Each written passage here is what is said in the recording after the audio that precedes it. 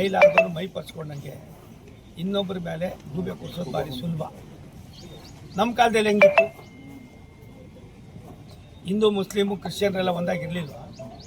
ಈ ರೀತಿ ಸಣ್ಣ ತಂದೆ ನಡ್ಕೋತಾ ಇದ್ವು. ಮೊದಲು ನೀವು ಪುನರಾವರ್ತನೆ ಆಗ್ತಾ ಇದೆ ನಿಮ್ಮಲ್ಲಿ. ಜೀವಂತವಾಗಿ ಅವ್ರನ್ನ ಎಲ್ಲೋ ಕತ್ಲೆ ಕೊಡಲಿಟ್ಟು ಭಾರತೀಯ ಜನತಾ ಪಾರ್ಟಿಯ ದೇಶದ ಇತಿಹಾಸವನ್ನು ರಾಷ್ಟ್ರಕ್ಕೆ ಸಮರ್ಪಣೆ ಮಾಡ್ತಕ್ಕಂಥ ಕೆಲವು ಕಾರ್ಯಕರ್ತರ ಮೇಲೆ ಗದ ಪ್ರಹಾರ ಮಾಡ್ತಕ್ಕಂಥದ್ದಕ್ಕೆ ಯೋಚನೆ ಮಾಡಬೇಡಿ. ದೇಶ ಇದ್ದರೆ ನಾವು ಪಾರ್ಟಿ ಗೀಟಿ ಎಲ್ಲ ಮರೀರಿ, ಸರ್ಕಾರನೂ ಮರೀರಿ, ನೆಮ್ಮದಿಯಿಂದ ಬದುಕೋದಕ್ಕೆ ಯೋಚನೆ ಮಾಡಿರಿ.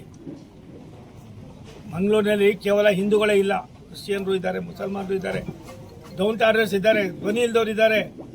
ಇಂಥ ಎಲ್ಲ ಪರಿಸ್ಥಿತಿಯಲ್ಲಿ BJP ಸರ್ಕಾರದ ಅವಧಿಯಲ್ಲಿ ಯಾವ ರೀತಿ ನಡ್ಕೊಂಡಿದ್ದೀವಿ?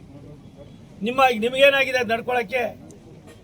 ನೀವು ಹಸ್ತಕ್ಷೇಪ ಮಾಡೋದು ಬಿಡಿ, ಪೊಲೀಸ್ನವ್ರ ಮೇಲೆ ಒತ್ತಡ ಹಾಕೋದು ಕಡಿಮೆ ಮಾಡಿ, ಕಳ್ಳರನ್ನ ಕಾಕರನ್ನ ಸುಲ್ಗೆಕೋರನ್ನ ಹದ್ದು ಬಸ್ತಲ್ಲಿ ಇಡಿ. ಎಲ್ಲವೂ ಸರಿ ಹೋಯ್ತದೆ. ಯಾವ ಪಾರ್ಟಿ ನೋಡಬೇಡಿ. ದೇಶದ್ರೋಹಿಗಳೇ ಒಳ್ಳೆಯವರು. ಅವರನ್ನು ಯಾವ ರೀತಿ ಕಟ್ಟಾಕಿದ್ದಾರೋ ನನಗೆ ಗೊತ್ತಿಲ್ಲ. ಅವ್ರು ಕೆಟ್ಟವರು ಅಂತ ನಾನು ಹೇಳ, ಯಾಕಂದ್ರೆ ನನಗೆ 50 ವರ್ಷ ಸ್ನೇಹಿತರು. ರಾಜಕಾರಣನೇ ಬೇರೆ, ವಿಶ್ವಾಸನೇ ಬೇರೆ. ಹಾಗಾಗಿ ಗೃಹ ಸಚಿವರು ಕೆಟ್ಟವರಲ್ಲ.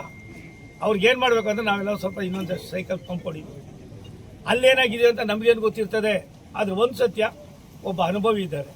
ಇನ್ನು ಮುಂದಾದರೂ ಅವರು ಅದರಿಂದ ಈಚೆ ಬರಬೇಕು. ಭಾಷಣ ನಂಗೆ ಗೊತ್ತಿಲ್ಲ ಕಣಪ್ಪ, ಆದರೆ ಯಾರಿದ್ದಾರೋ ಗೊತ್ತಿಲ್ಲ. ಅದಕ್ಕೋಸ್ಕರ ಇವರು ಒಂದು ಏನೋ ಮಾಡ್ತೀವಿ ಅಂತ ಹೇಳವ್ರೆ.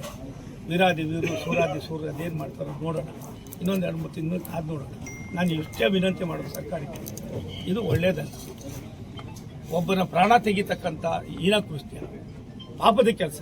ಯಾವುದೇ ಆಗಿರ್ಬೋದು, ಯಾವುದೇ ಪಾರ್ಟಿಯಲ್ಲಿರ್ಬೋದು, ಎಲ್ಲ ಅಮಾಯಕರನ್ನು ಮುಂದೆ ಇಟ್ಕೊಂಡು ನಾವು ನಮ್ಮ ಬೆಳೆ ಬೇಯಿಸ್ಕೊಳ್ಳೋದ್ರೊಳಗೆ ನಾವಂತೂ ಭಾರತೀಯ ಜನತಾ ಪಕ್ಷ NDA ಒಕ್ಕೂಟ ನಾವು ಆ ಕೆಲಸ ಮಾಡೋದಿಲ್ಲ. ನಿಮ್ಮಲ್ಲಿ ಆ ಥರದ್ದು ಏನಾದ್ರು ಇದ್ದರೆ ಸ್ವಲ್ಪ ಬದಲಾವಣೆ ಮಾಡಿಕೊಡಿ. ಒಂದು ನಿಮಿಷ ಅವನ ಪಾದಕ್ಕೆ 100 ಕೋಟಿ ನಮಸ್ಕಾರ ಮಾಡ್ತೀನಿ.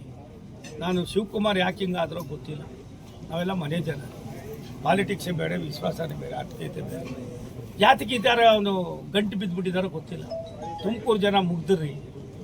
ನಾನು ಯಾವುದೋ ಊರಿನಲ್ಲಿ ಬಂದು ಅಲ್ಲಿ ಓಟ್ ಹಾಕೋರು. ನಿಮ್ಮ ಮನೆ ಕಾರಣ ನನಗೋಸ್ಕರ ಆದರೂ ಅದು ಇನ್ನೂ ಚೇಂಜ್ ಮಾಡ್ಕೊಳಪ್ಪ ನೀನು ಒಂದೇ. ಅದು ಬಿಟ್ಬಿಟ್ಟು ಯಾರೋ ಮಾಡಿ ಬಿಟ್ಟೋಗಿದ್ದ ಅವ್ರ ಹೆಸರಿದೆ ಅನ್ನೋ ದೃಷ್ಟಿಯಿಂದನೋ ಮತ್ತೊಂದಿಂದನೋ ಇದಾಗಬಾರ್ದು. ಇರೋದು 1200 ಕ್ಯೂಸೆಕ್. ಎಲ್ಲೆಲ್ಲಿ ಎಷ್ಟೆಷ್ಟು ಅಂತ 5 ತಾಲೂಕು ಹಂಚ್ಬಿಟ್ಟವ್ರೆ. 5 ಜನ ಅಣ್ಣ ತಮ್ಮದಿರಿಗೆ ಏನೇನು ಕೊಟ್ಬಿಟ್ಟವ್ರು ಇವರು. ಅದ್ರೊಳಗೆ ಅವ್ರು ಹೆಂಗೋ ನೆಮ್ಮದಿಯಾಗೆ ಅವ್ರ ಕೆಲಸ ಅವ್ರು ಮಾಡಿಕೊಂಡು ಬದುಕ್ತಾ ಇದ್ದಾರೆ. ಅವ್ರ ಬದುಕಿನಲ್ಲಿ ಯಾಕೆ ನಾವು ಉಳಿ ಹಿಂಡಬೇಕು? ನಾನು ಹೇಳಿದ್ದು ಇಷ್ಟೇ, ಇವ್ರಿಗೆ ಮಂಚದ ಮೇಲೆ ಇದೆ, ತಿಮ್ಕೊಂಡಳ್ಳಿ ಇದೆ, ಇನ್ನೊಂದು ಹೊಸ ಲೈನ್ ಹಾಕ್ಕೊಂಡು ಹೋಗು. ನೀನೇ ಮಹಾರಾಜ, ನೀನೇ ಉಪಮುಖ್ಯಮಂತ್ರಿ, ಅದೃಷ್ಟ ಇದ್ರೆ ಇನ್ನೊಂದು ಚೇರ್ ಹತ್ಕೊಳ್ಳಿ, ನಾವು ಬೇಡ ಅನ್ನೋದಿಲ್ಲ. ನಮ್ಮ ಜನಕ್ಕೆ ತೊಂದರೆ ಕೊಡಬೇಡ್ರಪ್ಪ. ಅವ್ರು ಏನೋ ಯಾರು ಪುಣ್ಯಾತ್ಮರು ಮಾಡೋಗವ್ರೆ. ನೀವು ಒಂದು ಮಾಡಿ ನಿಮ್ಮ ಹೆಸರು ತೊಗೊಳ್ಳಿ.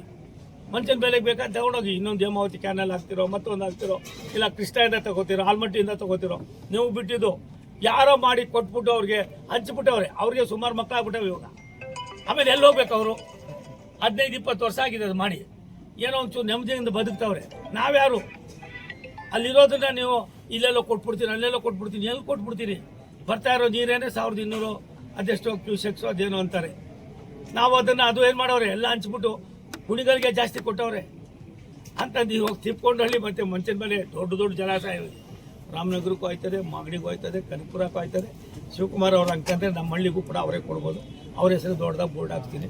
ಇವೇನು ಇವಾಗ ಮಾಡಿದ್ದಾರೆ ಅದಕ್ಕೆ ತೊಂದರೆ ಕೊಡಬೇಡ ಅಂತ ನಾನು ಮತ್ತೊಮ್ಮೆ ಅವ್ರಿಗೆ ವಿನಂತಿ ಮಾಡ್ತೀನಿ.